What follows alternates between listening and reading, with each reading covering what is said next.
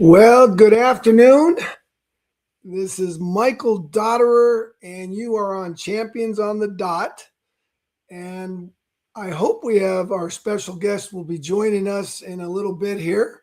It's a friend of mine that I've known, going back to my times in New York City, back in, I'm thinking in the late 80s. I met this man right here, DB Sweeney. And we were introduced by a good friend of mine named Tom Cohn, who is one of the voices of KZSU Sports, which was our college radio station at Stanford University. And Tom had a softball team in New York City. And he said, "Hey, you want to come out and play?" And one of my teammates was DB. And DB is an amazing, accomplished actor. He, at the time, I think probably a few years later, just around that time, he played Shoeless Joe Jackson in the movie 8 Men Out, which is about the Chicago, back then they called them the Black Sox because they threw the World Series. And Shoeless Joe Jackson at the time was one of the greatest players in all of Major League Baseball. And DB played him. And also DB, I just asked him a few weeks ago, I said, "DB, how many movies have you done?" And he said the number was about 90 movies, which I said, "Where does that rank you among all the actors in the world?" And he said it's very few actors get to that level or to reach, close to 100 movies. So DB's been very active on the silver screen. And we hope to have him join us if he gets on. His new movie is called Protector, and it stars Mila Jovovich, who's very famous, and Matthew Modine, and DB plays Captain Michaels. And it comes out, it's going to be coming out, released in March of this coming year. March 6th, his movie's coming out. So that's DB. I happen to be here in Northern California, and if any of you are following the news, there's a big game coming up here in Santa Clara, which many probably people in America don't know about Santa Clara, but they know of San Francisco. And just south of San Francisco is a big stadium where the San Francisco 49ers play. They don't play in San Francisco anymore. They used to play in Candlestick. And now they play in Santa Clara, and it's going to be held, the Super Bowl, at the stadium in Santa Clara. And it's going to be the New England Patriots versus the Seattle Seahawks. And there's a lot of speculation on who's going to win. And, I don't know. I think it's going to be a good game. Hopefully it is, because the sponsors certainly don't want people turning off the television set at halftime. So hopefully it'll be a close contest. And many, many people, millions of people all over the world are going to be watching it. And my good friend Mark Witkoff is coming up. And we're going to have his son Nick come on. Nick Witkoff, who's in the movie industry. We're going to have Nick come on, hopefully, in the coming weeks. I mentioned that we're having a show today, and let's see. Oh, we can't do it today, but I want to connect Nick, because he's an up-and-coming actor, producer, director with DB, because DB, as I said, has been in the industry for, I'm thinking between 4 and 5 decades. But any event, we are going to continue talking here. I had some questions for DB set up, and it's 12:34 p.m. But anyway, getting back to the Super Bowl, I attended I showed up yesterday to this wonderful sports bar called The Pro. And I took my friend and former teammate, Stanford Cardinal teammate and NFL All-Pro Brian Holloway.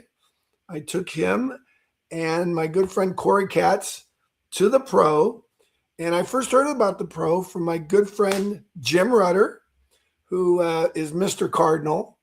Now that Bob Murphy is no longer with us, God bless you, Bob. Bob was a great baseball player at Stanford and was the voice of the Stanford Cardinal for many, many decades, and was the sports information director when Jim Plunkett won the Heisman Trophy, and probably would have many Stanford players would have won the Heisman Trophy if Bob had been the sports information director. He was a great promoter. In any event, Jim Rutter is probably the closest person I know to the knowledge of Stanford athletics, the long history of athletics at Stanford University. So he was the one that told me about the pro, and it used to be called the Old Pro. And I remember when I first attended Columbia University, that's where I went to graduate school.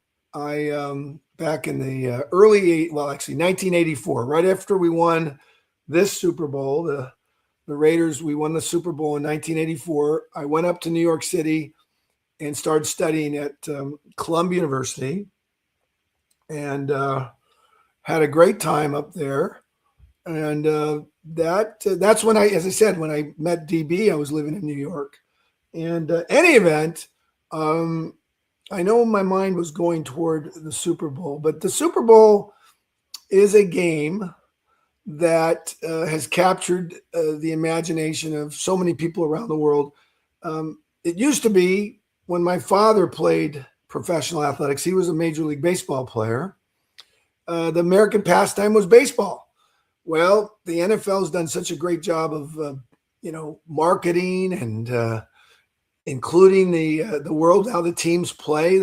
I think every team soon will play overseas. One game will be played overseas. So it truly has been a great marketing campaign for the NFL to get everyone involved and to watch the gladiators on the gridiron, if you will. So that's this Sunday, and I'm excited. But anyway, Jim Rutter, getting back to Jim Rutter, he said the pro is where you want to go. Oh, this was the point I was going to make. When I went to Columbia, I heard of a man named Bill Campbell, and he was a football player at Columbia University, and a very good one. I think one of the last times Columbia won the Ivy League, Bill was on that team back in the 60s, I believe. And he ended up working with Apple Computer and became very well known in Silicon Valley as a technology marketing expert or genius. And he was one of the founders, I believe, or investors in the Old Pro. It used to be called the Old Pro, and it was a sports bar. And I went to it, and Jim Rutter went, and we all went because it's here in the peninsula, Palo Alto. And it was sold to a new group, and it's led by Guillaume. And I have his card here. I don't know if we can read it. Let's see if it comes in here. Oh, there it is, but it's probably backwards. I call him G-Man. He's the managing partner for the pro, and he is not only a sports lover. He grew up in Philadelphia, but he is a accomplished chef, culinary chef.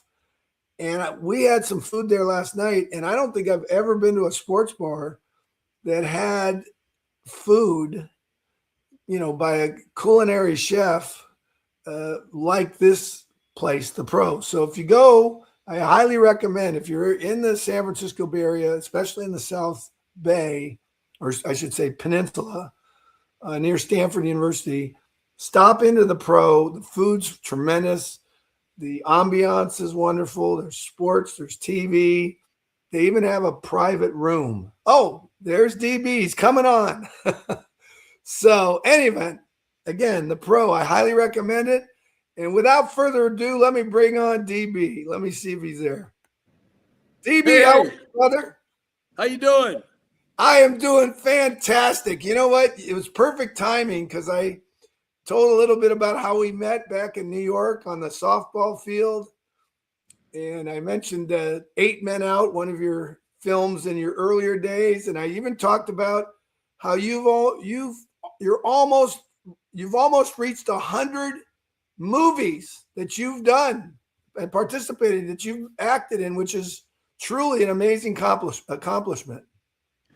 Yeah, I'm very blessed. It's been a good long run, and I've been in some great movies and some not so great movies, and I always treat them the same. Just try to do the best I can and try to keep an eye on quality control. Make sure I do everything with the character, and maybe make script suggestions of how to clarify or improve things, and just like over time you just learn how to take care of your own end of the schoolyard.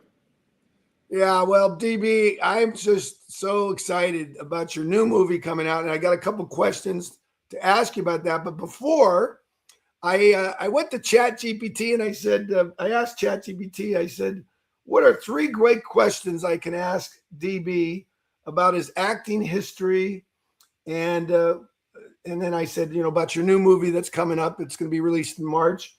And then the future of the industry with the advent of AI, of artificial intelligence. So the first question, DB, looking back on your career, how has your understanding of what it means to be a storyteller evolved from your early roles to the actor that you are today?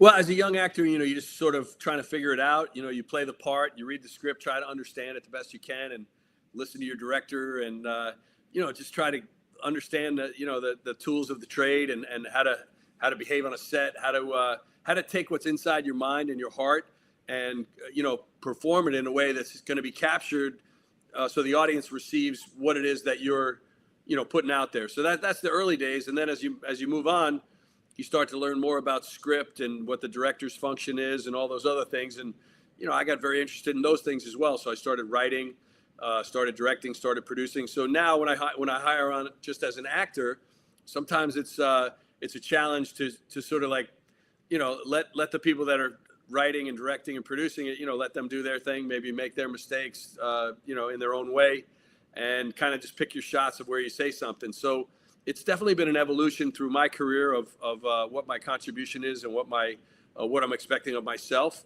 But all along the way, it's been the same thing where I try to imagine the great Joe DiMaggio was once quoted as saying he made a diving catch in August against Cleveland, I think it was, and the Yankees have already clinched the pennant and going to the World Series. And somebody said as he ran off the field, Joe, what are you doing? You gotta save yourself for the series. And he said, you know what? There could be some kid here in Cleveland that's never seen me play, and I want to make sure that he really sees Joe DiMaggio. So I feel like I always have it in my mind, like whatever, if I'm on a movie and I feel like it's not going to be that great, or maybe it is going to be great, somebody like Ed Harris might turn it on at 2:00 in the morning and be watching me. And so I always put it in my head that the guys that I admire, Robert Duvall, somebody like that is watching this movie, and I want to make sure that I didn't blow it off. Well, I'll tell you, DB, you have what I always say. I can't hear you right now, Mike. Did you go on mute or something? Let me see. I don't think I'm on mute. Can you hear me? Let's see. Can you hear me now? How about that? Am I back on? I can hear you. I can't hear you. I don't know if you can hear me. I can hear you. It just went away. I can hear you. Oh, I can hear you, DB. I think I've got sound. And let me see, you've got sound.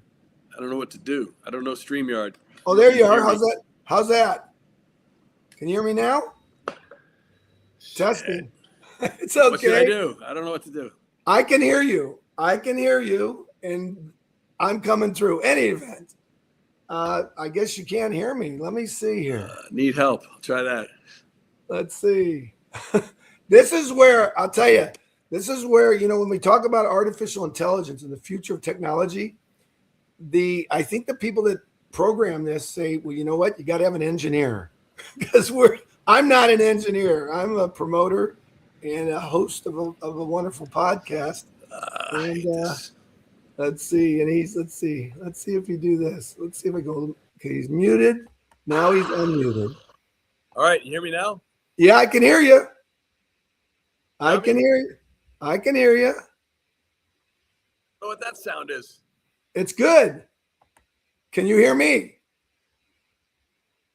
Can you hear me? Let me to the stage. Can you hear me now? I don't know. Can you hear me, Mike? I can hear you. It's interesting. Well, I don't Mike know. is on. I'm on. I can hear you. All right. Hear you. Geez, I don't know what to do here, Mike. You could just talk. Just talk.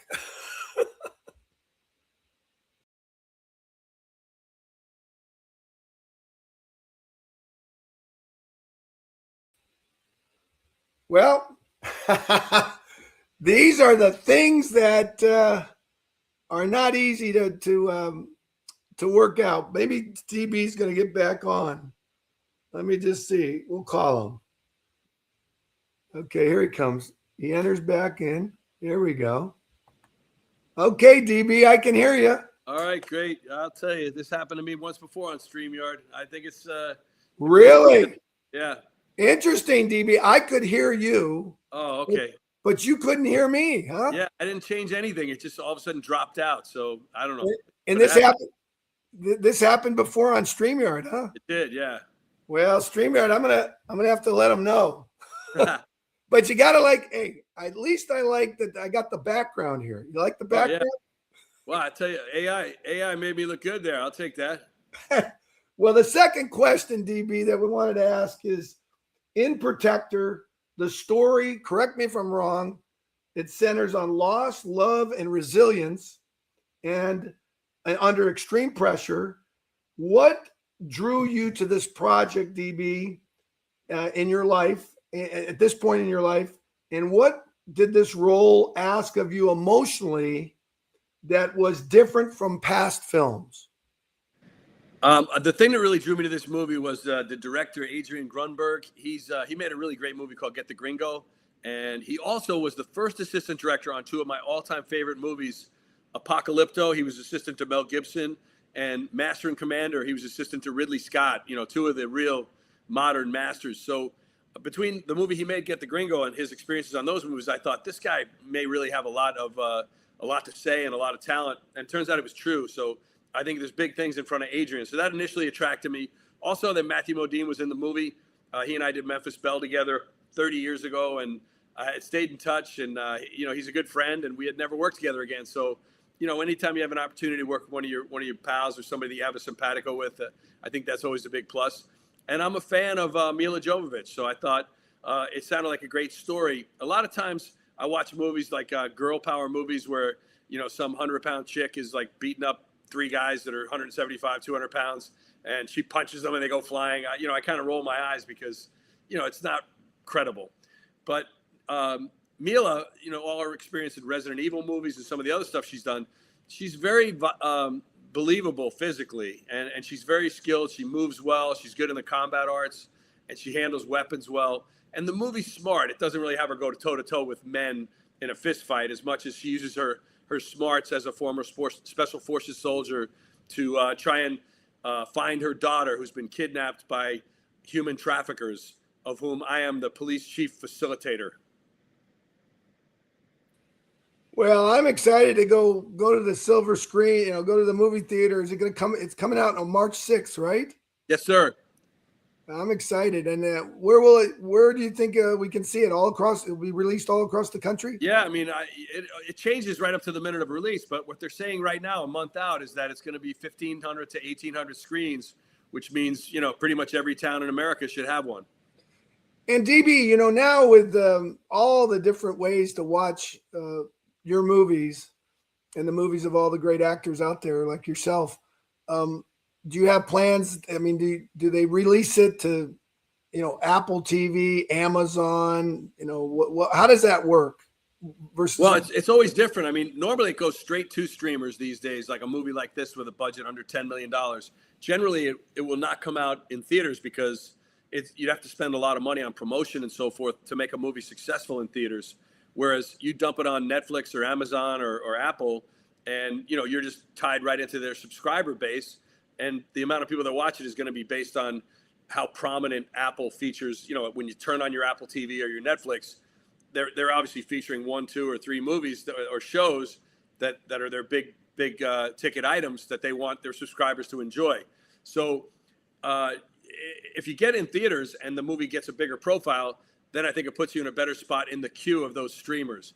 But the business is changing every day, and it's hard to keep up with why certain movies are promoted on the streamers and why others aren't. But it's a lot of it has to do with who owns it and what the deal is that Apple made with the owners of the movie or Netflix or whoever. So you're always hoping, whether it was 30 years ago and you're in movie theaters and VHS, you just want as many people as possible to see your movie. So I hope the movie gets a big release, a lot of recognition, and I hope everybody gets to see it either in theaters or on streaming.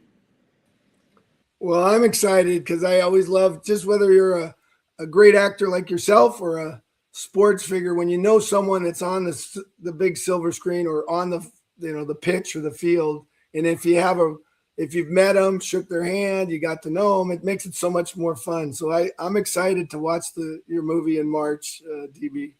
And the final question here, the third question, and what I'd like to do, DB, I want to ask you the question, and then what we do here on Champions on the Dot is you get the last word. And I would love to see it personally in a movie that would talk about the future of America. And because you are a very intelligent actor, your mind is, you could talk about almost any subject. Anytime I talk with you, I walk away or hang up the phone, and I always feel like I learned something. So I want to thank you for that. So I'm going to ask you the question, and then you can talk about whatever you want because you get the last word. So, but don't hang up. We'll stop the show, and then because then we can collaborate after. But again, here's our final question, and then you take it out from there. The future of the industry, the movie industry, entertainment industry, and artificial intelligence. As artificial intelligence begins to reshape filmmaking from scripts to performances to distribution, and also these kind of interactions, I'm hoping that our AI can improve and not have us lose sound someday. Where do you see, DB, the irreplaceable human element in acting, and how do you think actors must adapt without losing their soul? Well, that's a great question, Mike. Par for the course for you. I think, Champions on the Dot is a great show, and I'm so happy for you with all the great guests you've had and the success you're having. And I really appreciate our friendship. So it's been fun to get to jump on here with you for a minute. As far as AI, I'm of two minds about it. I mean, I'm old enough to remember, as you are, the turn of the millennium, and everybody was so worried that, oh my gosh, when the clocks click over to 00, the calendar clicks to 00, all the nuclear warheads are going to get launched and the world's going to end. And of course, that whole Y2K paranoia was a big fizzle. Obviously, AI is a much bigger technological leap forward than just the turn of the millennium. But I still think that it's going to very seriously impact some parts of our lives. Like, I think if you want to order a cheeseburger at McDonald's or a sandwich at Chick-fil-A from a human being, you might want to do that in the next 6 months, because I doubt you'll ever be doing that again. You might be getting the cheeseburger or the sandwich handed to you at the window by a human, but the days of ordering fast food from a human I think are gone. That's partly AI, partly the evolution of the kiosks and so forth. There's going to be a lot of other places too where AI takes over what people do. I think if I was a tax preparer, I'd be looking for another job. The people at H&R Block and so forth. And certainly in writing scripts for TV shows and movies, there's going to be a temptation by these studios and networks to utilize AI, because they've always recycled things, and 90% of everything that ever gets made is garbage anyway. And it's, reductive, mediocre, rehashes of things that have already happened. But the great stuff, the great TV shows, whether it's The Sopranos or there's great shows on now. There's a show I love called Fauda on Netflix, which is an Israeli show. And the great movies, no computer is ever going to write Casablanca. And I think that the challenge in terms of movie distribution and exhibition is going to be the theater owners have to evolve. Right now, it's untenable to charge, $15 to $20 for a ticket, and then charge, if you want a Coke and a popcorn and some candy, that's another $30. So for a couple of teenagers, it's like, you're into $70 before the movie's even started. And if the movie sucks, that feels like a real waste of money, because you probably could just wait 3 weeks and see it on Netflix as part of your $17 a month subscription. So theaters are going to have to find a way to make it more of an event. And I think they should take a clue from the stand-up comedy world. Comedians are in a golden age right now, and they've started collecting people's phones before they go in. They put them in those Yonder bags, and nobody minds it. For 2 hours, you hang out and you listen to a comedian. Something like that has to happen in movie theaters. So I think there needs to be a live element, number one, not necessarily a full-blown Rocky Horror experience with a pageant going on in front of the screen, but I think it would be good to possibly have stand-up comedian warm up the audience before the movie starts. I think that they also need to have content you can't get anywhere on the internet, whether it's a short subject or some kind of a spectacular piece of film from the Voyager spaceship that you can't get on the internet, or it wouldn't be as good to watch it on your home TV as on a spectacular IMAX screen or even a great 70 millimeter screen. So I think that those two things are going to have to happen for theaters to survive in this process. But I don't think you're ever going to replace actors. And even when you alter actors like they did with Robert De Niro in The Irishman, I don't think it's very satisfying. I think that as much as Avatar is a big hit and that's one kind of film, but I consider that like an animated movie. Like we've always had animated movies that do well, and that's one segment. But I think people want to have contact, again, going to the comedians, that live experience is really important. But the cinema experience, it needs to be an authentic, live human being. I think that once you start altering people's faces and creating characters and people completely out of AI, I think the audience is going to turn it off. So I hope they don't go down that road. There's going to be a temptation to, because the bean counters are going to be like, whoa, wait a second. There's no health insurance for an AI creation, and we don't have to pay them. Let's do it. So, there's going to be that temptation. But I hope Hollywood resists it to whatever extent they can. And the theater owners have to rethink their whole business model, or movie theaters will go away within 5 years.